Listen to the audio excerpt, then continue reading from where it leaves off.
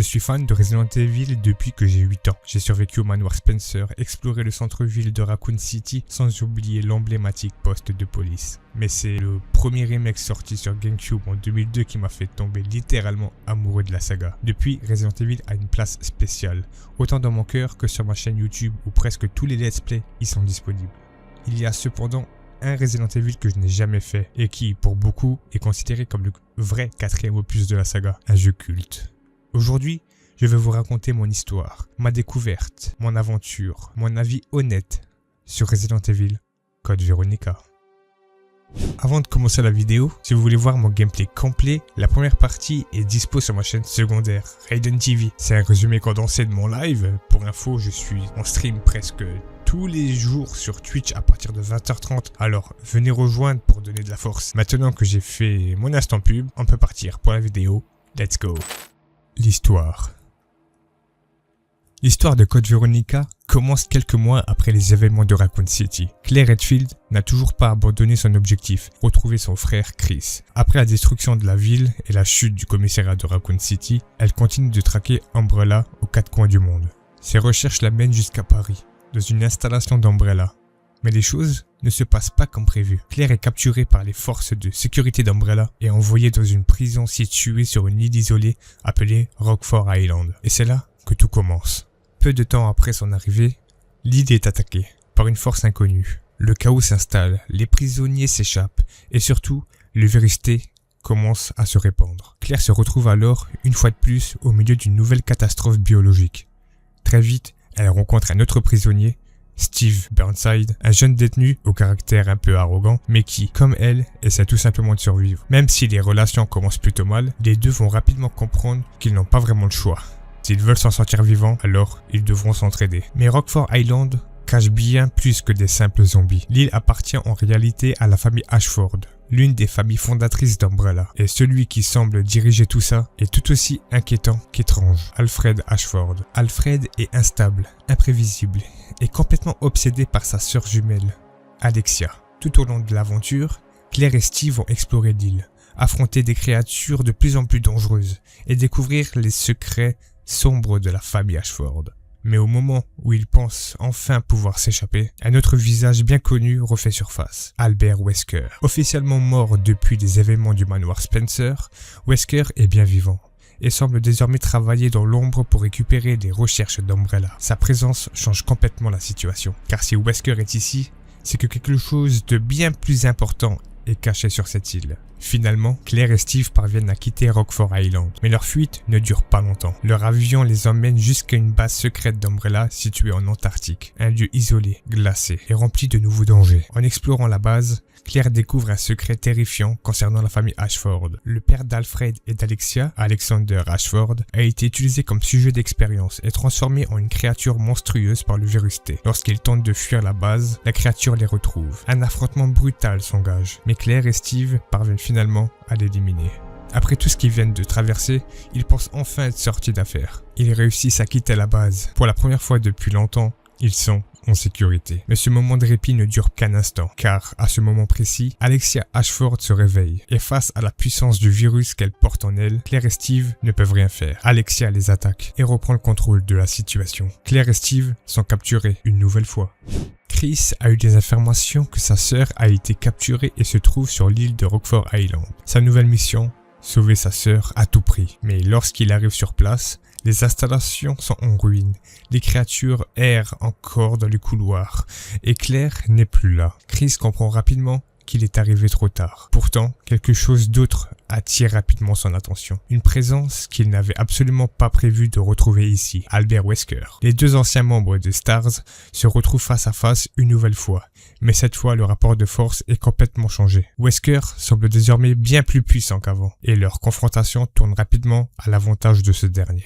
Chris n'a d'autre choix que de battre en retraite. Mais une chose est claire, si Wesker est ici, c'est que les recherches de la famille Ashford valent bien plus que ce que Chris imagine. En continuant d'explorer Rockford Island, Chris découvre peu à peu ce qui est arrivé à Claire, et surtout où elle a été emmenée. Une base secrète d'Umbrella située en Antarctique. Sans perdre de temps, Chris décide de partir la rejoindre. Lorsqu'il arrive sur place, la situation est déjà critique. La base est envahie par les créatures et surtout Alexia est désormais réveillée. Après avoir retrouvé Claire, les deux comprennent que la seule façon de s'en sortir est d'arrêter Alexia définitivement. S'engage alors un affrontement final contre la dernière héritière de la famille Ashford, devenue une créature terrifiante grâce au virus T, Veronica. Après un combat intense, Chris parvient finalement à la vaincre. La menace est enfin éliminée. Claire et Chris peuvent enfin quitter cette base et survivre à une nouvelle catastrophe provoquée par Umbrella. Mais une chose reste certaine, même après tout ça, leur guerre contre Umbrella est loin d'être terminée. Ah oui, et entre-temps, Steve, il est mort. On s'en fout.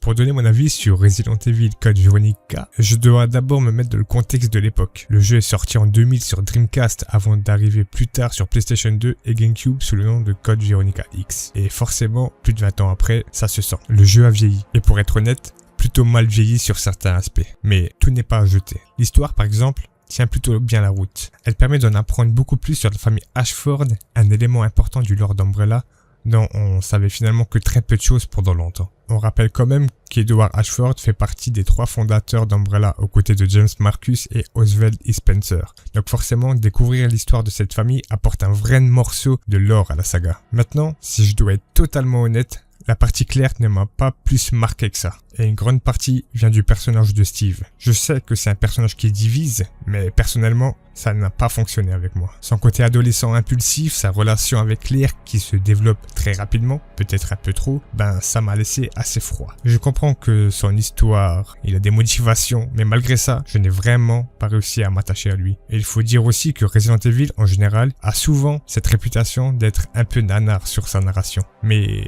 avec Code Veronica, j'avoue qu'on est parfois en plein dedans. En revanche, j'ai beaucoup apprécié la partie avec Chris. On sent immédiatement une différence de rythme et de l'intensité dans l'action. Chris arrive et on sent parfaitement que c'est un vétéran.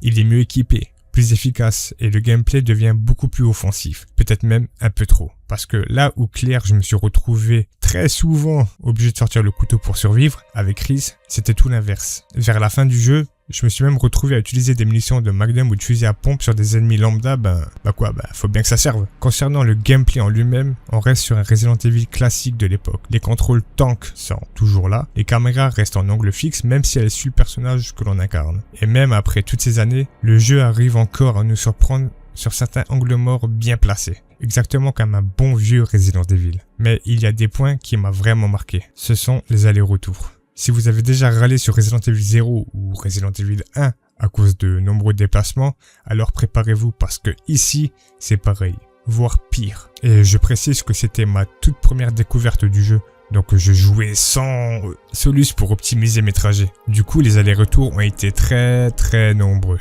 Avec le recul, à certaines énigmes, comme celle des tableaux de la famille Ashford, il y a finalement peu de moments qui m'ont réellement marqué dans le level design. Mais s'il y a bien une chose que j'ai vraiment détesté de Code Veronica, c'est le système de gameplay pour le boss final. Le boss en lui-même est super stylé, il est incroyable, il est impressionnant.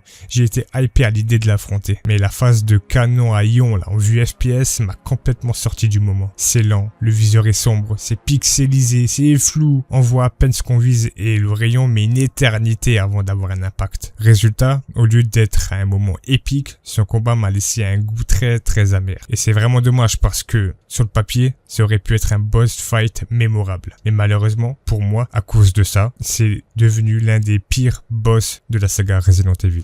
Au final, j'ai vraiment apprécié cet arc Resident Evil Code Veronica que nous avons fait en live. Mais pour être totalement honnête, je pense que j'ai peut-être plus apprécié découvrir un nouveau Resident Evil que j'avais loupé à l'époque qu'au jeu lui-même. Parce que malgré ses défauts, Code Veronica reste un épisode extrêmement important dans le lore de Resident Evil. Et je retiens peut-être que ça. Il développe la famille Ashford, il fait avancer l'histoire d'Umbrella et il réunit enfin Claire et Chris Redfield. Maintenant, la vraie question. Est-ce que le gameplay tient encore en 2026? La réponse est oui et non. Le contrôle tank reste une marque de fabrique des anciens Resident Evil et certains joueurs les adorent encore aujourd'hui. Mais là où les jeux comme Resident Evil Remake sorti en 2002 arrivaient presque à la perfection dans ce style, Code Veronica peut parfois devenir très frustrant. Entre les allers-retours, certains combats un peu injustes ou des choix de gameplay qui ont mal vieilli, ce n'est clairement pas l'épisode le plus accessible de la saga aujourd'hui. Est-ce que je me souviendrai longtemps de Code Veronica? Honnêtement, moi je pense pas.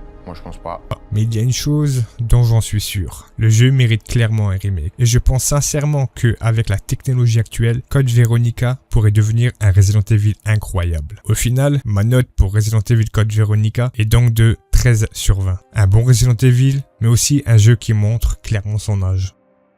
Alors, qu'est-ce que vous avez pensé de la vidéo? J'espère qu'elle vous a plu. J'ai essayé d'être le plus honnête possible, à froid. Pensez-vous que Code Veronica mérite un remake? Dites-moi-le dans les commentaires, j'ai hâte de vous lire. Si la vidéo vous a plu, n'hésitez pas à vous abonner, ça m'aide énormément. Et pourquoi pas la partager à d'autres fans de Resident Evil, on pourrait lancer des débats sympas, qui sait.